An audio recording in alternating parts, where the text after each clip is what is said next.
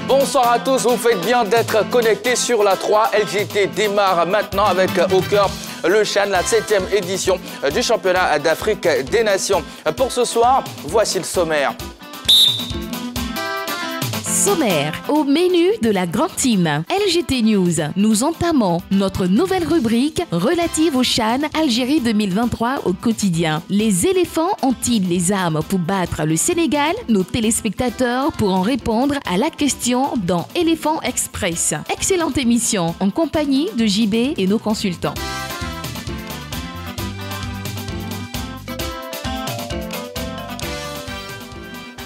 Les éléphants locaux sont en Algérie pour le CHAN et l'objectif c'est de faire mieux que 2016. Et ce soir, on se pose une question qu'on vous emmène également. Notre question LGT. CHAN 2022, les éléphants locaux ont-ils les armes pour battre le Sénégal?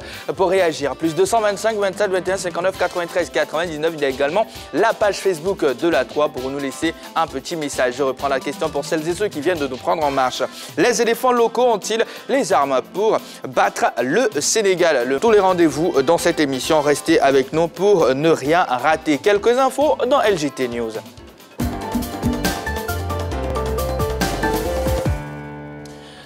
La team autour de moi n'a pas changé.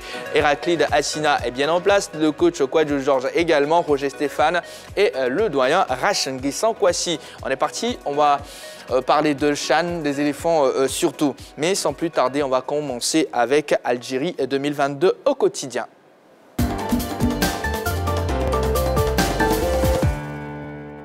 Notre première halte dans cette partie de l'émission, c'est la Gazette du CHAN.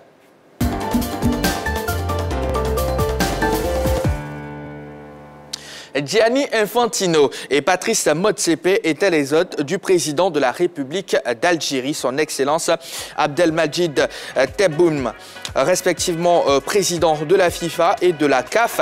Les deux personnalités du football mondial et africain ont été reçues en audience, une sorte de présentation de civilité en marge du CHAN qui a démarré ce vendredi. Le stade d'Annaba retrouve son éclat. En réhabilitation depuis un bon moment, le stade de football du 19 mai 1956 d'Annaba a été livré.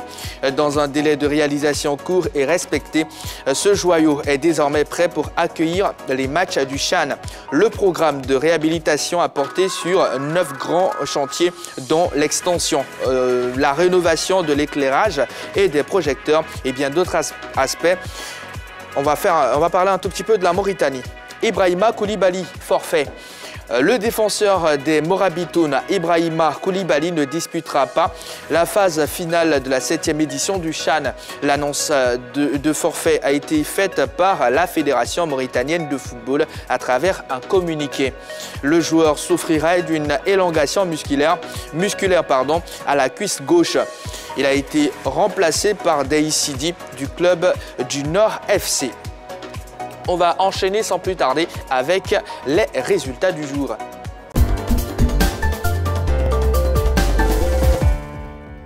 Algérie, Libye pour ouvrir le bal. Voilà, vous le savez certainement parce que vous avez suivi le match naturellement sur la 3. Alors, 1-0. Derrière, coach, je me tourne vers vous. Quelle analyse vous faites de ce tout premier match de ce CHAN-là? Nous pensons que comme c'est le match d'ouverture, le pays hôte s'est pas mis la pression, a tout fait pour gagner son match et assurer son peuple. Ça, c'est très important. Le nombre de buts importe peu. Ils ont pu assurer cette victoire et nous disons que dans ce match, on a vu l'Algérie attaquer du début jusqu'à la fin. Ça, c'est très important. Et le but est arrivé comment? Sur un pressing haut dans les 30 derniers mètres. Et plusieurs fois, quand les Algériens ont pressé haut, ils ont eu certaines occasions nettes. Donc, je pense que c'est important pour le moral qu'ils gagnent ce match et que la suite soit, comme on le dit, mentalement bien gérée. Alors, Héraclide, quels ont été les facteurs déterminants de ce match? Alors, je pense qu'il y a quelque chose qui les a beaucoup aidés, c'est que les tribunes n'étaient pas très bruyantes et c'était pas rempli. Étonnamment, je pensais qu'à la mi-temps, voilà, je me suis dit, bon, les gens sont sortis des gradins pour revenir, comme on fait communément dans beaucoup de stades. Sauf que là, voilà, deuxième période, ça s'est vidé. Et je pense que c'est à cause du froid. Parce que j'ai pu voir qu'il y avait des joueurs qui étaient couverts par des couvertures pour les remplaçants. Mais en tout cas, je pense que ce qui a été déterminant et ce qui a peut-être étonné beaucoup l'Algérie, c'est qu'ils ne s'attendaient pas à avoir une équipe libyenne aussi proche, qui tient et qui les encercle, et réactive, voilà, qui, dès qu'il y a un joueur, où il y en a 2, 3 qui arrivent sur lui, ils n'avaient pas beaucoup de place. Et je pense que ça, c'est ce qui a fait la différence sur ce match. Et puis j'ai un bon prono aussi, donc j'ai un point pour le plus calé tout à l'heure. Bah ouais, et c'est noté parce qu'il y a la VAR. Hein, Magat, Roger ne vont pas vraiment contester ce point-là. Alors Roger, toujours sur les facteurs déterminants pour le résultat de l'Algérie. Si vous voulez, moi, je pense que c'est la Libye qui offre à l'Algérie la victoire. Les facteurs déterminants, c'est peut-être le trop grand respect, la peur et la naïveté de l'équipe libyenne. Parce que sur la première période, vous avez des erreurs défensives sur une équipe libyenne qui s'est organisée derrière, qui a contenu. Mais par contre, la seconde période était très belle. Elle était très ouverte. Il y a eu beaucoup d'actions de but. Oui, il y a eu un poteau côté libyen qui aurait pu emmener un but. Il y a eu quelques actions. Il y a eu le penalty algérien, c'est vrai, mais il y a eu quelques actions algériennes également qui auraient pu emmener un ou deux autres buts. Mais en dehors de ça, le facteur, c'est peut-être une équipe algérienne qui en a voulu un peu plus. Dans le match, sur 90 minutes, elle a joué longtemps, bien joué longtemps, que l'équipe de la Libye qui a joué par à coup. C'est peut-être ça qui a fait que les Libyens ont cédé vers la fin. Mais sinon, je n'ai pas vu, contrairement à ce qu'on avait pensé dès le départ sur l'effectif de l'Algérie, je n'ai pas vu une équipe algérienne très, très impressionnante. Elle a une très mauvaise défense, elle a des très mauvais choix, aussi bien sur le front de l'attaque que sur la défense. On a eu le temps d'expliquer ça.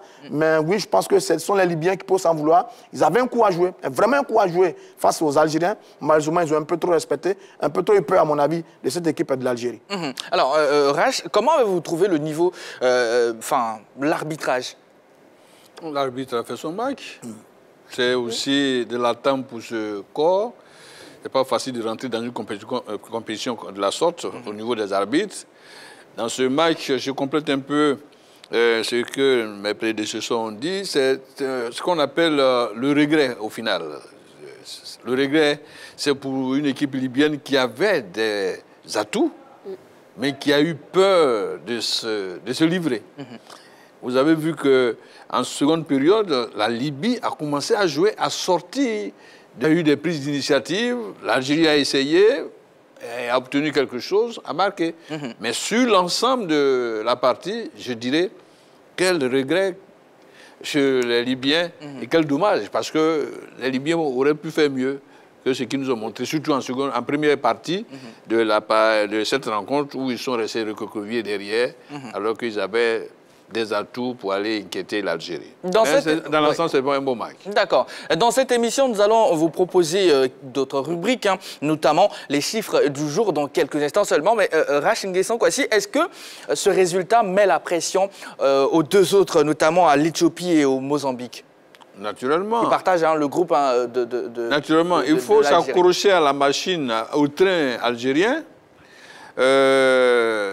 L'Éthiopie devrait pouvoir gagner et venir à la hauteur de l'Algérie. Tout va se jouer dans la confrontation Éthiopie-Algérie. Mais rien n'a encore joué pour la Libye. La Libye nous cache quelque chose, pourvu que, bon, peut-être le derby a fait qu'on a vu une autre facette de cette Libye, et que sur les autres matchs, peut-être la Libye devrait être déchantée. Mais attention, si cette équipe-là revient dans ses fondamentaux, surtout en milieu de partie, en seconde période, face à l'Algérie, la Libye sera difficilement jouable.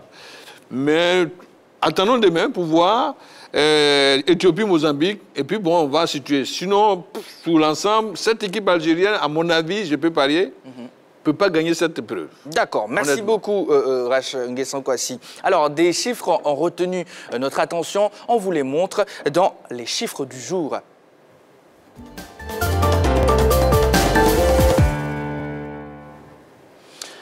Le premier chiffre, c'est 15. 15 des 18 entraîneurs de l'édition 2022 du CHAN sont africains. Un nouveau record du tournoi. Notre deuxième chiffre, 4. L'attaquant ghanéen Daniel Afriyé est le meilleur buteur des qualifications du CHAN 2022 avec 4 buts en 4 matchs. Coach, sur le nombre des entraîneurs africains présents à ce CHAN, un commentaire? Je suis très heureux, je suis très content de voir que nos collègues prennent de la place dans le cœur des Africains et qu'ils continuent comme ça et que les résultats plaident à leur faveur. Roger? Non, ça montre bien qu'il y a un travail qui est en train de se faire, que la tendance est en train de s'inverser. Ça va commencer en 2017 avec la CAN, ça s'est poursuivi un peu en 2019 et puis en 2021, je crois que sur la CAN, il y avait plus d'habitants africains à la CAN que d'habitants expatriés. Maintenant, là, la tendance est complètement inversée en ce qui concerne le CHAN. Ben, ça montre bien que... Des entraîneurs. Ouais, des entraîneurs, pardon. Ça montre deux choses. La première des choses, c'est qu'on est en train de mettre en valeur véritablement les valeurs locales.